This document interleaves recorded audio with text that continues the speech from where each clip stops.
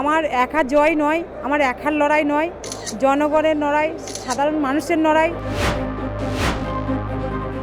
সামনে থেকে দেখেছেন প্রধানমন্ত্রী থেকে দেশের তাবড় তাবড় নেতাদের, বাড়ির কলতলা থেকে কলকাতার 5 তারা হোটেলে নেতা মন্ত্রীদের সঙ্গে বৈঠক।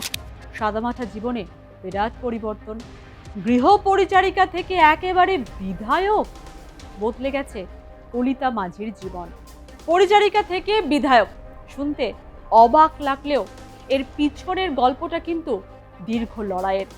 মানুষের পাশে দাঁড়ানোর ইচ্ছায় কলিতা মাঝিকে টেনে এনেছে রাজনীতির ময়দানে। দারিদ্র্যের কারণে অন্যদের উচ্ছিষ্ট খাওয়া কলিতাই এখন এলাকায় ত্রাতার ভূমিকায়। এতদিন মাথা নত করে বাঁচতে হতো, এবার রাজনীতির কারণেই কলিতা ঘুরে দাঁড়িয়েছে তার কষ্টের জীবন থেকে। কি করে অসম্ভবকে সম্ভব করলেন ঘুষকরার কলিতা মাঝি, সেই গল্পই শোনাবো আপনাদের। স্বামী কলের মিস্ত্রি, 2 সন্তানকে নিয়ে 4 জনের টানাটানির সংসার। বাড়তি রোজগারের জন্য গৃহ পরিচারিকার কাজ করতেন ঘুষকরার কলিতা মাঝি। এবার ভোটে জিতে পূর্ব বর্ধমান জেলার রাজনীতিতে নয়া আখ্যান লিখলেন তিনি। বাড়ি বাড়ি কাজ করে মাসে 2,500 টাকা উপার্জনকারী কলিতা এখন বিজেপির বিধায়ক। সংসার চালাতে হিমশিম খেলেও মানুষের পাশে দাঁড়ানোর ইচ্ছা কলিতাকে টেনে এনেছিল রাজনীতিতে। রাজ্যে তখন তৃণমূলের প্রবল হাওয়া। স্রোতের বিপরীতে হেঁটে বিজেপি দল করা কলিতা 2021 সালে তাকে প্রথমবার বিধানসভা ভোটের প্রার্থী করে বিজেপি। সেবার কলিতার প্রতিদ্বন্দ্বী ছিলেন তৃণমূলের অভেদানন্দ ঠান্ডার। 11,815 ভোটে পরাজিত হয়েছিলেন কলিতা। অনেকেই তখন বলেছিলেন বিজেপি করার ফল ভুগতে হবে তাকে। হ্যাঁ, একটু হয়তো ভুগেছেন, কিন্তু দল ছাড়েননি। গত 5 বছর দলের সংগঠনের সঙ্গে যুক্ত থেকেছেন, মানুষের সঙ্গে সম্পর্ক আরও দৃঢ় করেছেন। সেই কারণেই বিজেপি আবার তাকে টিকিট দেয়। এবার কলিতাও সেই পরিশ্রমের সুফল পেল। আউশগ্রাম বিধানসভা আসনে তৃণমূল প্রার্থী শ্যামা প্রসন্ন লোহারকে 12,535 ভোটে পরাজিত করেছেন কলিতা। ভোটে জিতেই এলাকার উন্নয়নের কাজ করার কথা জানালেন আর+ নিউজকে।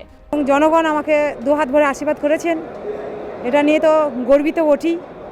এবং আমার একা জয় নয়, আমার একার লড়াই নয়, জনগণের লড়াই, সাধারণ মানুষের লড়াই। সাধারণ মানুষের হয়ে যে লড়াইটা করতে চাই, সেটার জন্যে আমি সাধারণ মানুষের কাছে বার্তাটা পৌঁছে দিতে চাই। সকলের মিলে যেমনি আমাকে 2 হাত ভরে আশীর্বাদ করেছেন, সেরকম সকলেই যেন আমার পাশে থাকেন, সর্বস্তরে সহযোগিতা করেন। আউশগ্রামবাসীর জঙ্গলমহল এরিয়া, সেখানে বহু কাজে খামতি আছেন।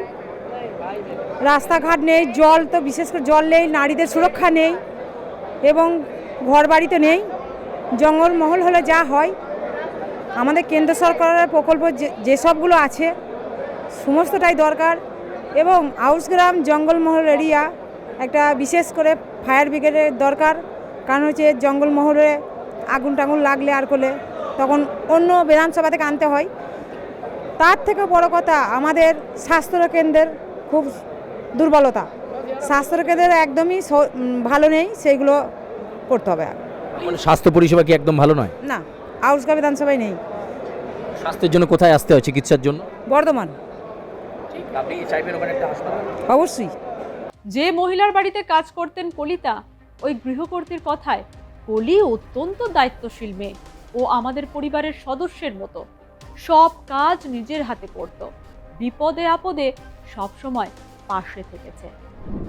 একসময় জঙ্গলমহল হিসেবে পরিচিত আউশগ্রামের ঘুষকরা পুরসভার 3 নম্বর ওয়ার্ডের মাঝপুকুর পাড়ায় এখন উৎসবের মেজাজ।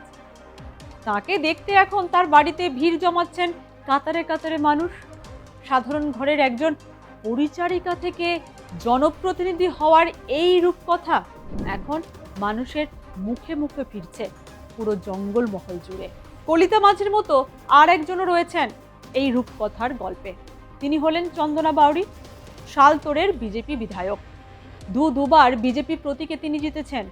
অতি সাধারণ পরিবার থেকে তার উঠে আসা। 2021 সালে নির্বাচনে জিতে বিধায়ক হয়েও তার জীবন কিন্তু পাল্টায়নি। 2026-এর নির্বাচনেও ফের জয়ী হয়েছেন তিনি।